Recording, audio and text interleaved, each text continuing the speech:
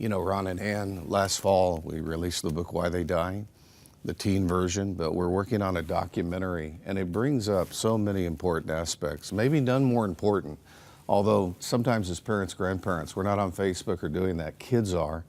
This is a new world, and we have a message of parental instruction today. Take a look at this.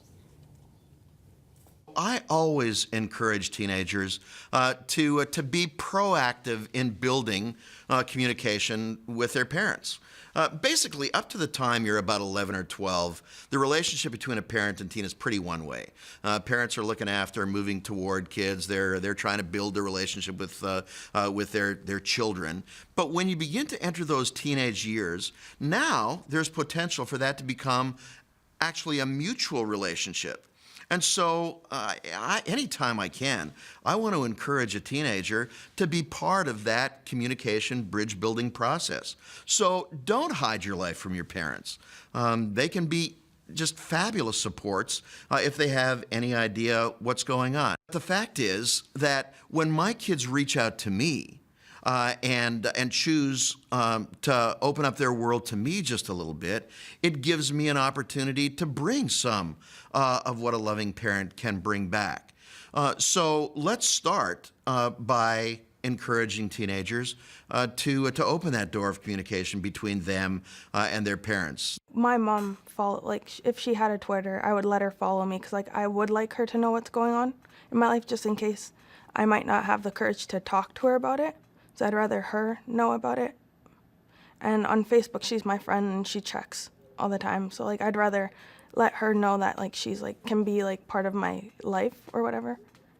So I was grounded, so my parents took away my Facebook. They deactivated my Twitter, and now I can't text anyone but my parents. And that makes me feel really, I have way less stress on my life. So it's good. But I also feel bad because I can't talk to the people that I'm close friends with that are outside of school. But I think it's a good thing I think everyone should try it, a week off your phone, because you see a really different lifestyle and a way to live. And it's different, but it's better for you also. Well, Jerry, you and our CEO, Don Simmons, have been particularly personally touched by this issue. And there's something, though, about this whole, and you wrote these books, of course, and there's something, though, about the personalized media today that kids have access to, that they can live in this old secret world, and that can have a devastating effect on their heart and mind. Every single parent we interviewed said, why didn't we read our child's Facebook? Why didn't we get their tweets? And really, this is about life and death. It's about intervention. And it's so critical that a parent is discerning.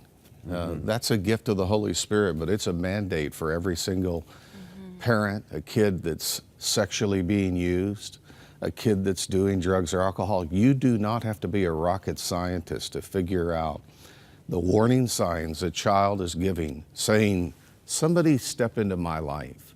Amanda Todd and those 14 million views, it was all on Facebook before she finally ended her life. So we want to remind parents today, be discerning, step in there. And speaking of the role of parents, I think so often these days parents might tend to be fearful that, well, I want my child to like me. I don't want to be too intrusive. I want to be the popular parent, But we as parents, it's our job, it's our responsibility before God to actually be in there, set those boundaries, set those limitations. Our kids need them. They may not admit it. Yeah, but they are happier when there are limits and boundaries. That's such a good point you make, because there's a difference between being liked and being a leader.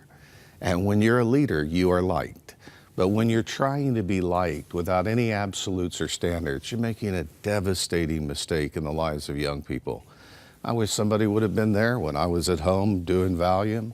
I gave all the warning signs, but I almost ended up dead. You may have a son or daughter, a grandson or a granddaughter, and they are saying right now, through their Facebook, through their tweets and Twitter, through what they're turning in, help me, I'm hurting. Make the difference. And remember, our prayer lines are always available to help you make the difference 13,000 people that have been rescued through those prayer lines at the Crossroads Prayer Center. From the brink of suicide. That's right. And the books, Why They Die, which is the adult version, one for parents, one for youth workers, youth pastors, is still available. I know we're having to go back to press because we just ran out of those, but also this youth edition of it that also gives a lot of the content, but it's just in a smaller packaged version. And chapters like warning signs, common myths about suicide, the bullying, how to rescue your friend. And this is for one young person that they can read this and help a friend that might be in trouble. And the genesis of that was your dad, who said, we've got to get this in the hands of young people. And it's we appreciate your support. If when you see the information on the screen there, you want to connect with us, ask for a copy. And your support makes a big difference in helping us to continue doing this.